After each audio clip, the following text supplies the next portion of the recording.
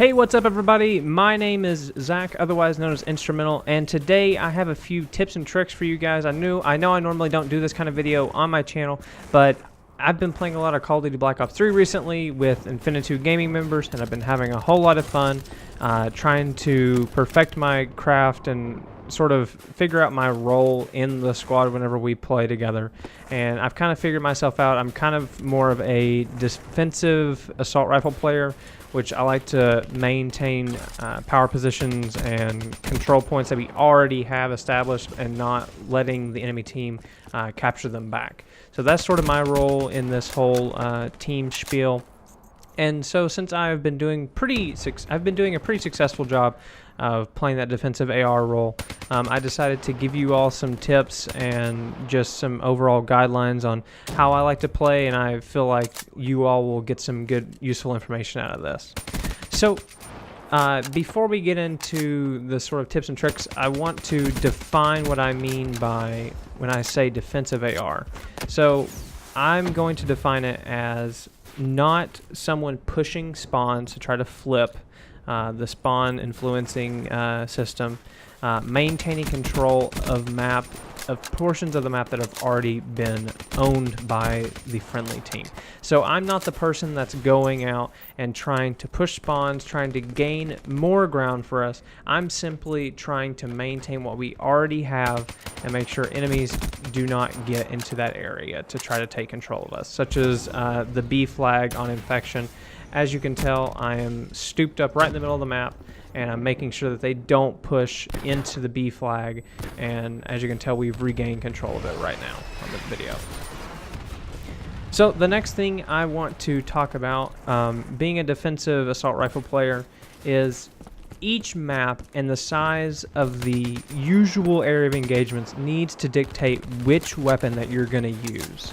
So I put in my notes here for close to mid-range engagements. So as you can see in the video, most of my engagements are usually on the stairs right here inside of the building where I'm usually put up against, and also right in the mid opening right there in the mid road and top church. So that's usually my engagement area, so I would call that close to mid-range.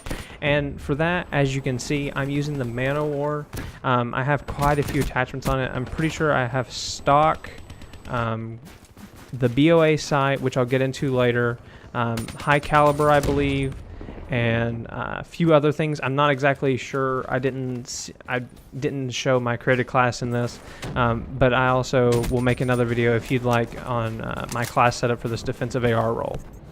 For long-range engagements, such as like this top rock area, I wouldn't necessarily suggest the Man-O-War. So if you're trying to cover flank routes, I would definitely use the M8 A7, preferably with the BOA sight, which I'm going to talk about a little bit later, like I said, and that will probably do you the best.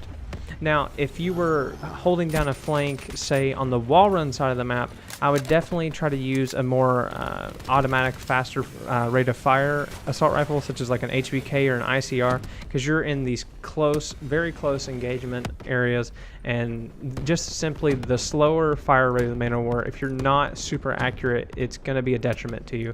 And the M8 being a burst fire weapon, you really have to have laser accuracy if you're going to win those engagements. So higher rate of fire assault rifle is definitely going to do you to your best advantage. So another tip that I want to give you guys is regarding cover. So for my sort of playstyle, being defensive and trying to be out and not into the fray of all the battles, I like to use head glitches and other cover to my advantage. So another thing that, as you can tell, I just popped a smoke grenade down in middle map. That is also a different type of cover. I like to call it artificial cover or temporary cover. Now this will be very useful. You'll see at some point in the video I get myself into a sticky situation, but luckily I do have another smoke grenade, which you'll see will be proven to be very useful if you're trying to keep your life or trying to play for streaks. If you're playing back a little bit, trust me, it is definitely to your advantage. So, like I said, I'm going to talk about the BOA sight and how it can be your friend. Now, like I said before, if you're playing a defensive AR role, you're going to have these anywhere from really close to really long-range engagements, depending upon how well your team is pushed up either ahead of you or behind you and being able to hold the enemies back. Now, for this BOA site, this is more geared towards your longer range to mid-range engagements. That's why I say it's a very positive site for you, is because not all the time that I'm looking down my sight do I actually see the person that's in my sight. Now, this BOA site, however, will actually light up red if there's someone in your sight lines. I'm not sure if it pops up for people that are using active camo, but I promise you, this site has saved my life so many times because an enemy may be laying in the corner that I don't actually see, but my sights are on him, and it has saved my life so many times, and I can't stress this enough of how important it is to be able to know that there's an enemy there, and you may not even be able to see them until you recognize it from the BOA site. So as you can tell, you just saw why I said that smoke grenades were super important.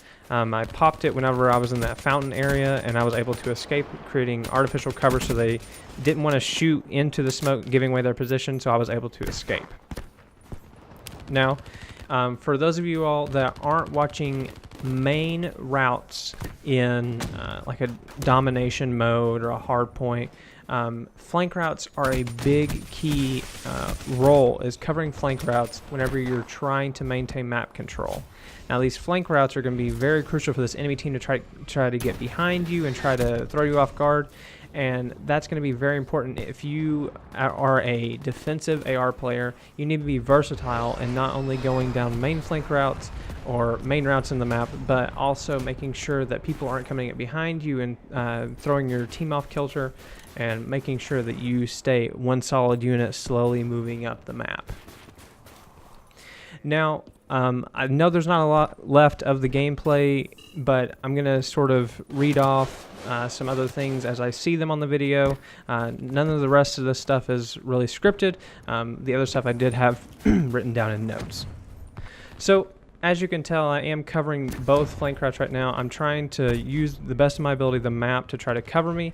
I'm pretty sure I'm about to get into an engagement here, which is going to be pretty funny. So I saw the guy right there. I threw the smoke using the artificial cover. I decided to lay down to see if he was actually going to come and challenge me. He still believed that I was in that small room. He came back out. I used my map, and then I jumped up, and you saw how that end result was.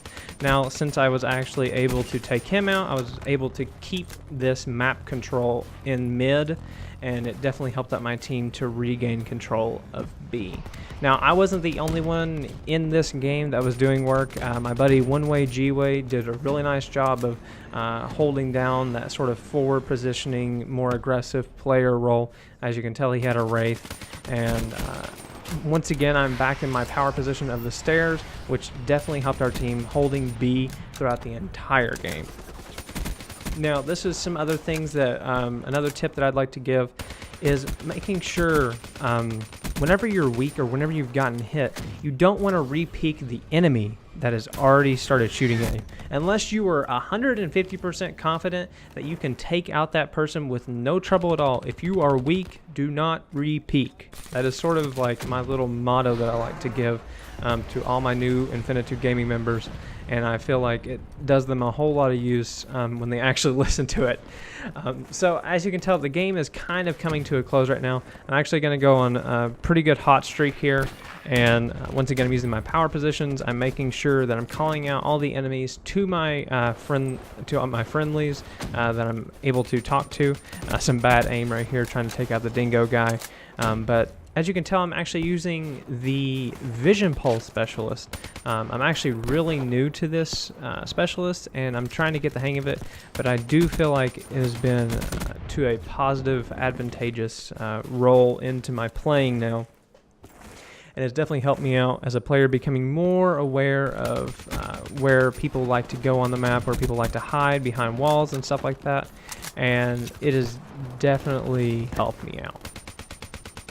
So once again, you can see that using artificial cover can definitely be to the advantage of your team. As you can tell, they had actually B flag for a little while, and then we regained it after, I'm pretty sure it was either I or somebody else threw down the smoke grenade. And here is sort of the very last few moments of the round. I kind of backed up and made sure I wanted to clean up the rest of this enemy team so they weren't going to have any chance of finishing us off. So guys, I want to thank you all so much for watching this tips and tricks video. If you all enjoyed, make sure to leave a comment down below on what you thought. Thank you guys so much for watching, and peace out.